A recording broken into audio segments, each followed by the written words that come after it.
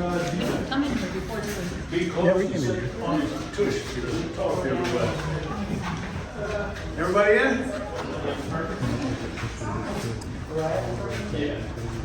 All right. Welcome to the generator building. The Koreshan people were urban people from large cities. So they were used to the amenities of the time. So they decided in about 1908 that they wanted their own electric power. The building went up in 1908. By 1910, they went to Westinghouse Electric in Pittsburgh, Pennsylvania, and purchased an alternator. Now that is an AC machine. It's 480 volts, 3-phase, 50 kilowatts, and they would run everything in here. Plus, they sold power to some of the farms in the area. They wanted to start running it. They started running it by 1912 with a steam engine. The alternator requires 1,200 RPM to produce proper electricity. So that, because of the steam engine, that meant it required constant care. By 1917, they had a gentleman come down from New York. He brought a horizontal diesel with him. So they took the steam engine out, hooked the diesel up. That took good care of the RPM, wasn't any problem after that. But then they kept adding more and more load to it and around the horsepower. So in 1925, they sold some property up to Fort Myers Beach. They went to Fairbanks Morse in Wisconsin and asked for a motor to run their generator. Fairbanks Morse is still in business today. What you see behind me is what they got. It's a 2-cycle, 2-cylinder crude oil engine, which meant it would burn just about whatever you put in it. It is air start. It was state of the art for the time for 1925. It's air start. It's we make our own glow plugs. If it's still there, yes. Pass this around. That's what we used to start. Basically, what you do with it is you decompress the engine and take a big bar and put it timing 10 degrees past top dead center for the far cylinder. Then once you do that, you close the pressure releases up, put that glow plug in, which is really nothing more than cardstock paper. We wet it, sprinkle potassium nitrate on it, roll it up and let it dry. Then it'll smolder like a cigarette rather than burn with a flame. That supplies the initial fire to fire the cylinder closest to you. Now, there's no electricity to this, so any guys with diesels knows about turning your key on and leaving it to get your glow plugs warm before you start it. Well, we don't have that option, so that is our glow plug. When they wanted to start this, they would come in the first thing in the morning and build up air pressure. There's a 1.5 horse Z right there that's the same as the 6 horse over there, just smaller. And that ran their air compressor. And you see the 2 tanks back here, they build the pressure up to start their engine. Bob's going to start for you.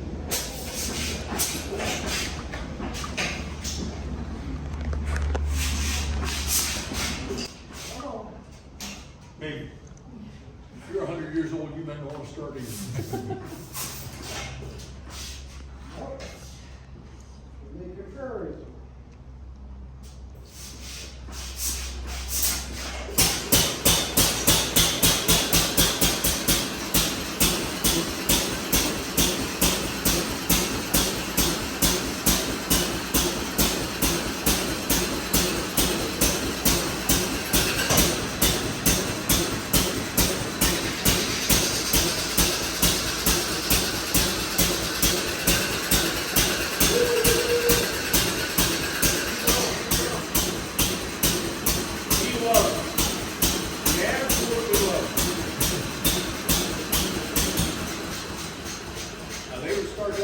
In the morning, and they would run power all day.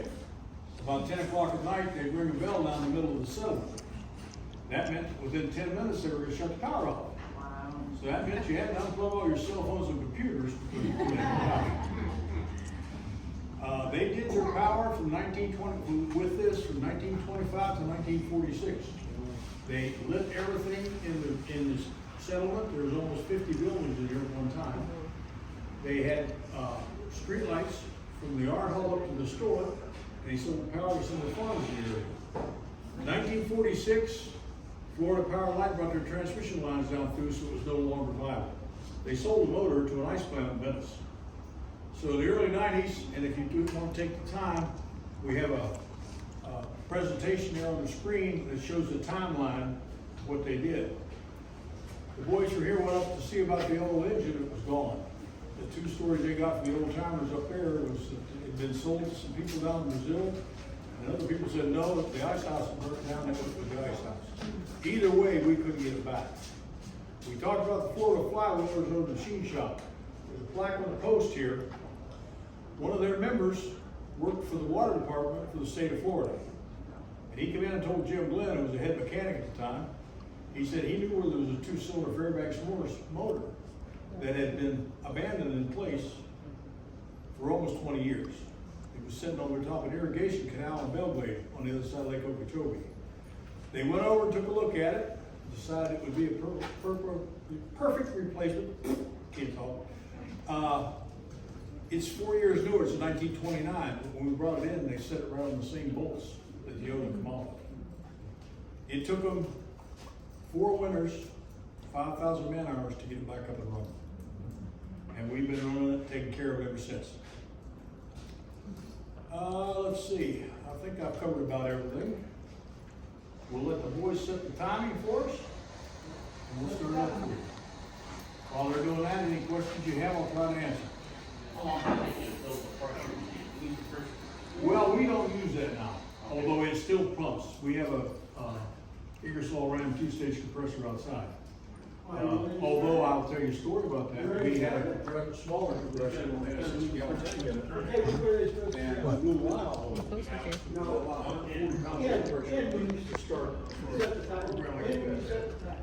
I was chasing down a piece of car, let's see your cop.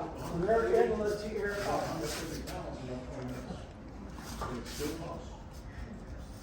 Wait. Yeah, it's all, are they all the way out? Yeah, they're all the way. Yep. All the way. AC current, 4 days, 3-phase. I don't think that'll do you any good. You have more leverage straight out there. Gonna have to get you some more food.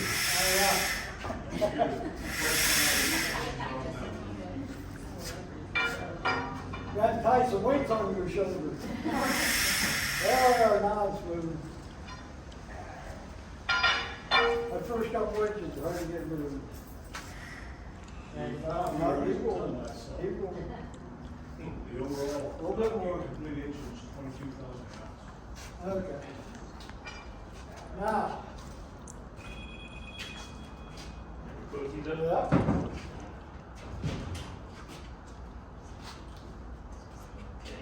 You gonna start it? Yeah.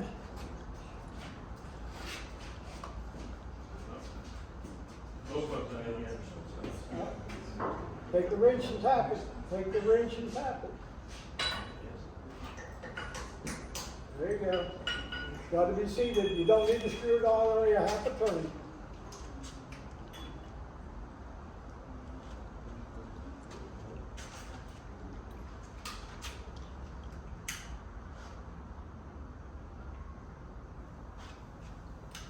Okay, started.